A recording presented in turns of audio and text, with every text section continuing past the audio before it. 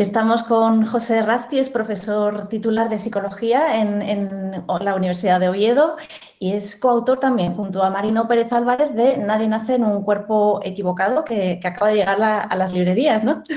Sí, efectivamente, todavía está calentito de esto que apetece abrirlo y meter la nariz ahí para oler el olor de un libro nuevo, ¿no? Este olor tan encantador.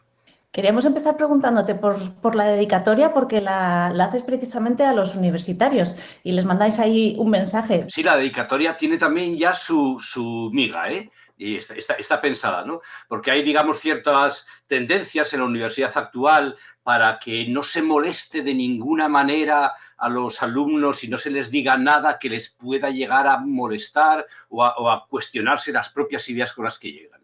Y esto a veces se presenta como que la universidad debe ser un espacio seguro. No seguro en el sentido obvio, por supuesto, de que la integridad de los alumnos esté garantizada, faltaría más, ¿no? No van a recibir ningún tipo de agresión. Seguro en el sentido de que no oigan nada que les chirríe respecto de sus ideas previas. Y nosotros pensamos, por el contrario, que la universidad ha de ser el sitio más inseguro del mundo, tanto para los alumnos como para los profesores. O sea, cualquier persona que atraviesa la puerta de una facultad universitaria, a partir de ese momento se está arriesgando a que sus ideas cambien, ¿eh? Alumnos y profesores. Entonces nosotros incluimos ya en la dedicatoria, ya para empezar fuertecitos, incluimos ya esto, pues a los estudiantes universitarios con la esperanza de que este libro sea un espacio inseguro para sus ideas, ¿no? Que pensamos que es la labor de la universidad, efectivamente. En este libro habláis de lo que llamáis el espejismo queer. Por entrar un poco en materia, en una breve pincelada, aunque es un asunto complejo, ¿qué Sí. es esto del espejismo queer? Sí, es una idea que hemos desarrollado y que nos parece que capta muy bien cuál es la clave del problema al que nos enfrentamos, ¿no?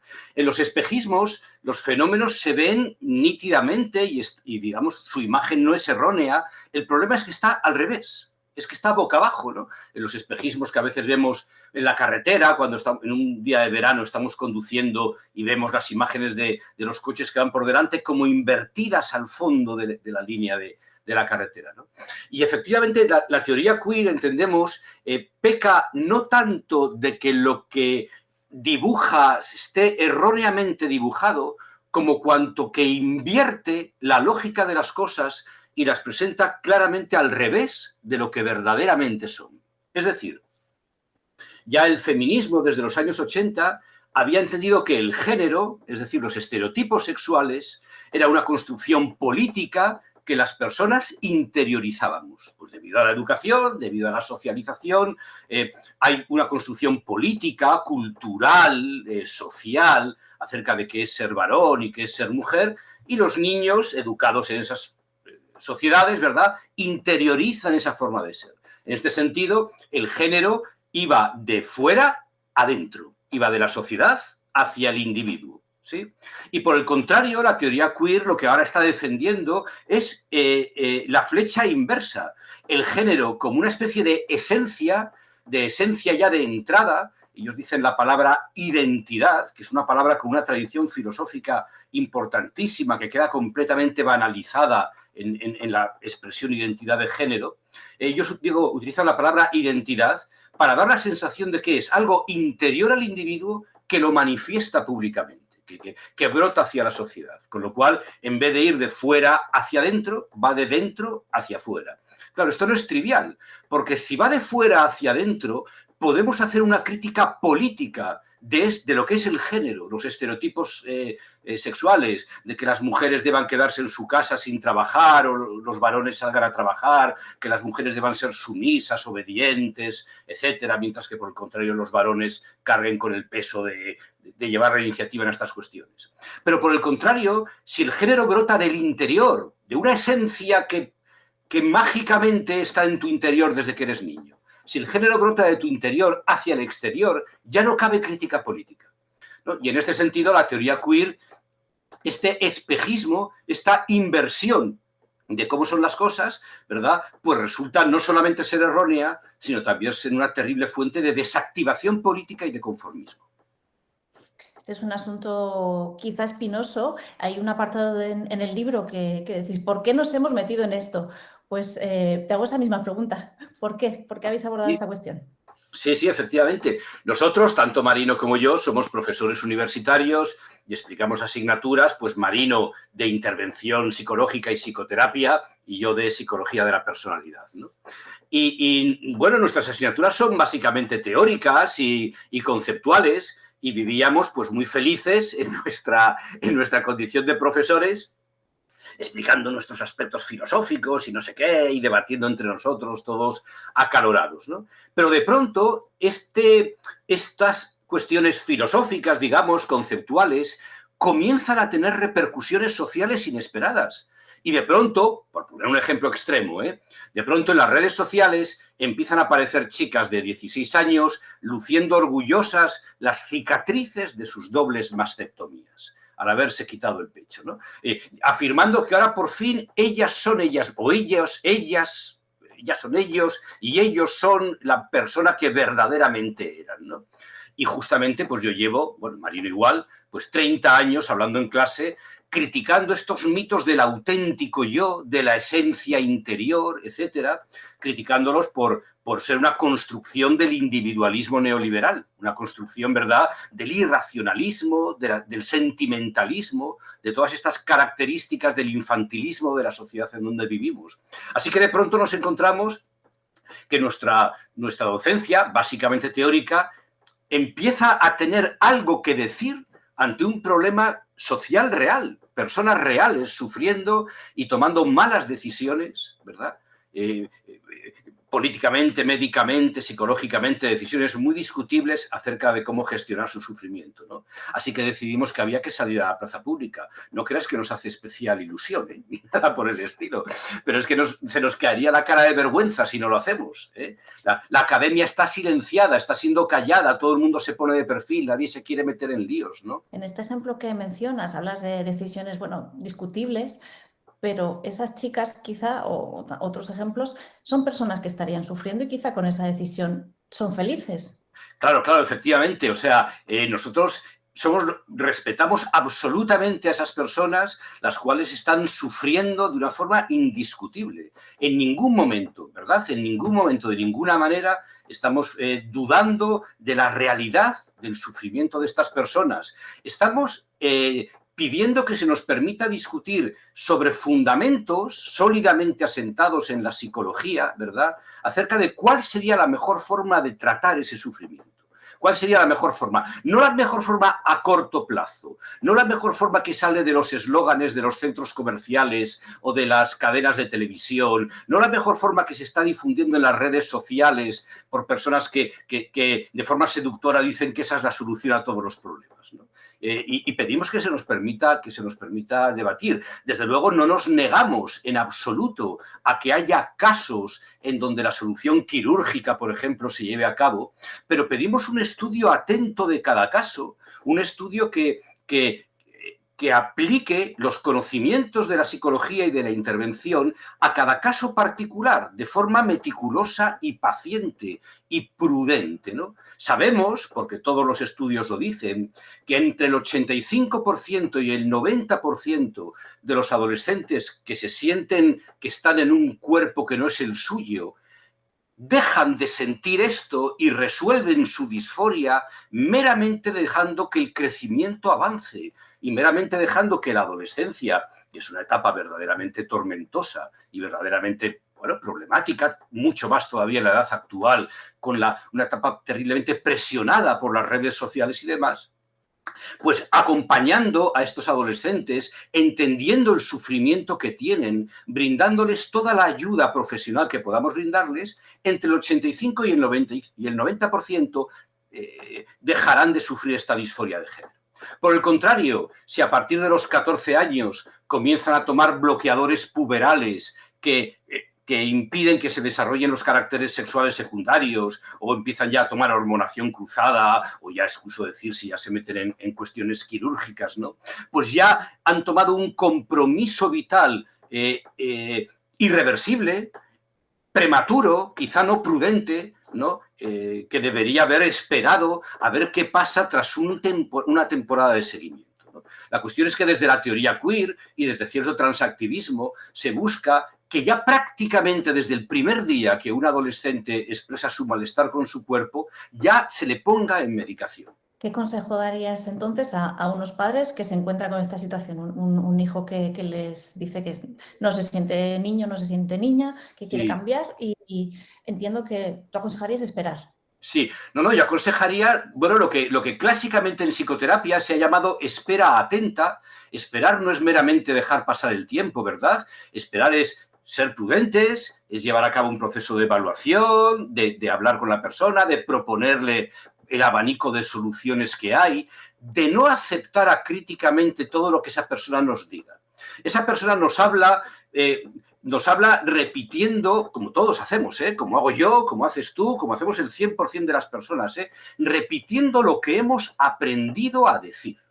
¿Sí? Y en la adolescencia hay fuentes de influencia social muy importantes que en la actualidad están diciendo que efectivamente se puede nacer en un cuerpo que no es el tuyo, que en el momento de la fecundación, cuando se juntó el espermatozoide y el óvulo, cabe la posibilidad de que haya ocurrido un error, ¿verdad? Esta es una idea descabellada, casi presupone una existencia previa de la persona a la fecundación, como si en la fecundación ocurrió un error y el cuerpo que se derivó era un cuerpo equivocado.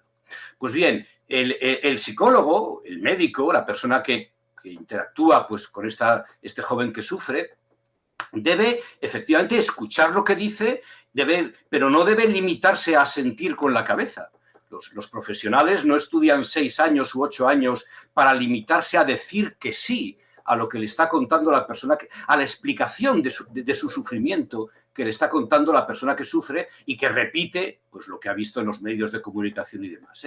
Insisto, no estoy infravalorando de ninguna manera la narración que nos hacen, tan solo digo que no es la manifestación de una interioridad pura, sino que es algo que han aprendido a decir socialmente, como todas las personas aprendemos a hablar socialmente acerca de todos los temas. No digo que ellos tengan un punto de vista especialmente menos interesante o más voluble. ¿Verdad? De tal forma que lo que hay que hacer pues, es efectivamente una espera atenta, acompañar a la persona, intentar comprenderla, proponerle otras soluciones antes de tomar decisiones irreversibles. Y si finalmente la disforia se mantiene durante mucho tiempo, efectivamente, pues cómo no, la transición puede ser una de las posibilidades que se valore.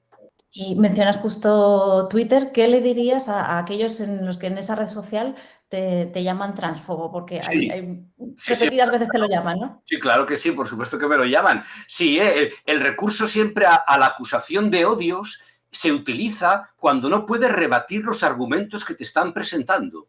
Es decir, yo he debatido toda mi vida, llevo 30 años de profesor, imagínate, además en psicología, que es un área particularmente viva y particularmente dada al debate, yo llevo 30 años debatiendo con compañeros, con colegas, pero por primera vez en mi vida me encuentro que el único argumento que tengo enfrente es que yo soy una mala persona. Eso no me había pasado nunca, debatiendo respecto de ningún otro tema. No se entra a reconocer o a refutar los argumentos que yo presento, sino que se me pretende excluir del debate alegando que poseo algún tipo de tara mental o algún tipo de odio, algún tipo de mala voluntad en mis opiniones, que sencillamente hacen que yo no deba participar en el debate. Esas son las acusaciones de fobias, de transfobia, que es la básica, ¿verdad?, que se nos hace, ¿no? No es una forma de rebatir lo que yo estoy, por ejemplo, en esta conversación estoy planteando. Es una forma de decir, cállate, tú no estás autorizado para opinar porque eres una mala persona. ¿Y qué opinión te merece la ley trans?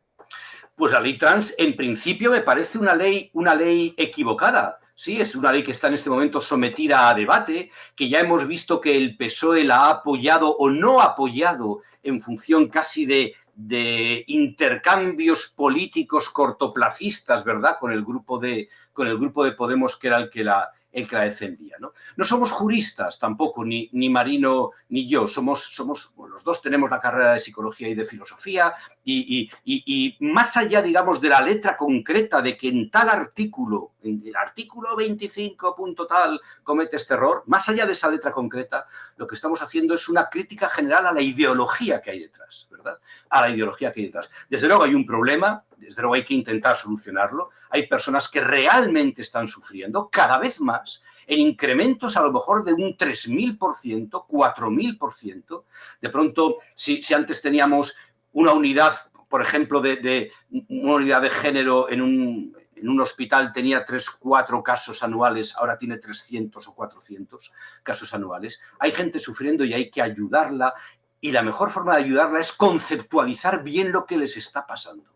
A lo mejor no les está pasando lo que la retórica de Netflix o de Hollywood está diciendo que les está pasando. ¿Y qué opinas de otra cuestión, del lenguaje inclusivo? Sí, bueno, el lenguaje inclusivo es un asunto que se presta tanto a jugar con él. Hay un capítulo en el libro dedicado al lenguaje inclusivo que es, digamos, uno de los capítulos más, bueno, no sé si llamarlo divertido, o bueno, no sé, que da lugar a más fenómenos curiosos, ¿no? Bueno, el género gramatical marca el sexo de los seres vivos. Es decir, si la función reproductiva va a ser la de fecundar o la de gestar, el sexo, nada más, ¿no? Pretender que yo soy tan especial, fíjate, yo soy tan especial que requiero que incluso en el propio lenguaje existan morfemas propios para mí, que me distingan del resto de la gente, ¿sí? Es, bueno, sencillamente una pretensión que no tiene el menor fundamento lingüístico, absolutamente el menor fundamento lingüístico. No hay morfemas, nunca ningún morfema está asociado pues eso, a gustos, a estereotipos, a cómo te sientas tú. Yo yo soy español, pero me puedo sentir muy portugués y no por ello puedo reclamar que haya un morfema particular y una letra particular en los adjetivos y en los artículos y en los sustantivos para referirse a mí, ¿no? Yo creo que de nuevo no es más que un intento de crear una pseudo revolución, una revolución de pacotilla. El lenguaje, desde luego, en cierto sentido, crea cierta forma de realidad, pero desde luego es mucho más un efecto que una causa, ¿no? De las condiciones objetivas que están determinando la realidad social en la que vivimos, ¿no? Y bueno, estas grandes reivindicaciones que al final son lingüísticas, ¿verdad? Pues yo recuerdo el día que Irene Montero anunció en un tuit a bombo y platillo, que el Instituto de la Mujer pasaba a llamarse el Instituto de las Mujeres. Pues la verdad es que yo recordé a Groucho Marx en Sopa de Ganso, ¿no? Pues haciendo pues alguno de sus discursos completamente irrelevantes, ¿no? En el último artículo que has publicado en el HuffPost hablas de fobofobia. ¿Qué quieres decir cuando empleas este término? Claro, es que el tema de la transfobia que comentábamos antes no se limita únicamente a lo trans. Hoy en día hay 1 millón de fobias y de hecho ya en las discusiones políticas, etcétera, pues yo ya he oído hablar de madrileñofobia. No, es que claro, tú tienes madrileñofobia y claro, por eso no sé qué, o catalanfobia, ¿no? Efectivamente, ¿no? Pues aporofobia o tal, ¿no? Ahora ya simplemente para desacreditar a la persona que tenemos enfrente, nos basta con acusarle de padecer una fobia. Pero yo te acuso a ti de ser andaluzfóbica, ¿no? Y lo eres, porque yo lo he dicho. O sea, si lo niegas, lo eres. Si lo afirmas, lo eres. Una vez que, digamos, queda la acusación hecha, la acusación ya se autoprueba. Tu andalufobia es performativa, digamos, ¿no? Que queda hecha por el hecho de ser dicha. Por el hecho de ser dicha, se convierte en verdadera. Y entonces, yo hice un artículo, bueno, pues así un poquitín claro, irónico, que es a mí como me gusta escribir habitualmente, diciendo que todos los problemas que hay en el mundo ahora, pues la crisis ucraniana, ¿verdad? La crisis del problema ruso-ucraniano, pues yo qué sé, las elecciones castellano-leonesas, el tema que sea, en verdad no está motivado más que por fobias. No hay intereses económicos, bélicos, geoestratégicos en la frontera de Ucrania. Es que Putin es ucranianofóbico o Biden es rusofóbico. Pero bueno, efectivamente era un artículo, bueno, irónico, así, pues para la mañana del domingo, ¿no? Para leerlo así tranquilamente. Pero bueno, que en el fondo sí tiene su sustancia por cómo se está banalizando y despistándonos respecto de donde verdaderamente están las cosas. Porque donde verdaderamente está la clave del conflicto ruso-ucraniano no es en la mente de Putin ni en la mente de Biden. No es ahí donde está el problema, no están sus emociones, no es ahí donde está el problema. Están cuestiones objetivas, absolutamente objetivas de geoestrategia mundial, ¿no?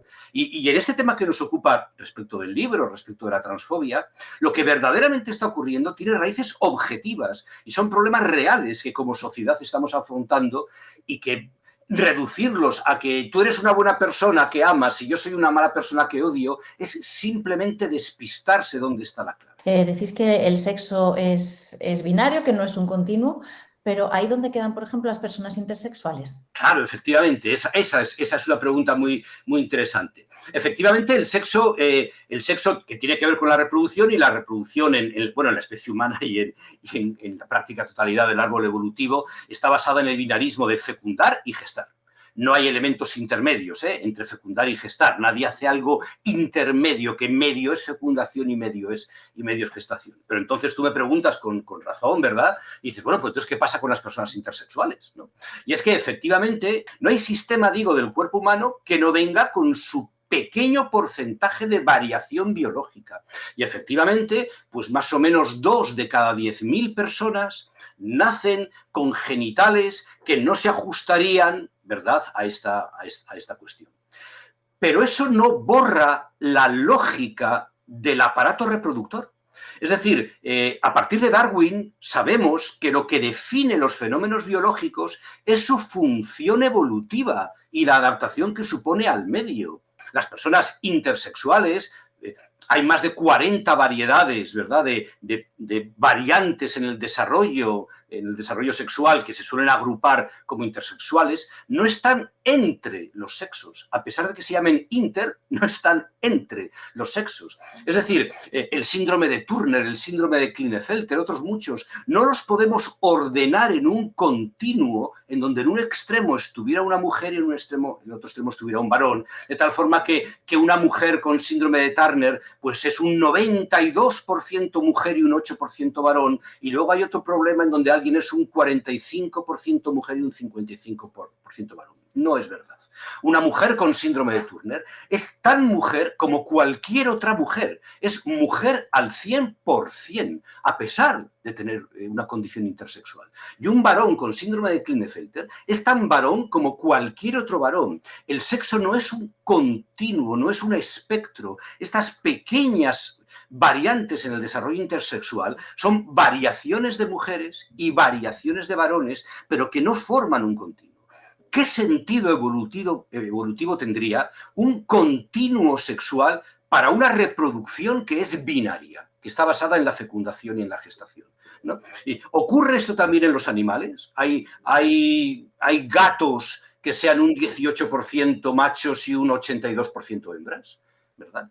Eso es sencillamente malinterpretar conceptos biológicos, darles una interpretación predarwiniana a estos conceptos biológicos y agarrarse a ese clavo ardiendo para pretender ajustar al sexo a la lógica, esta vez sí que continua, que tiene el género. El género obviamente es continuo, ahí sí que hay todas las gradaciones intermedias que quieras imaginarte y que podemos ordenarlas entre el arquetipo más de mujer más tradicional y el de varón más tradicional.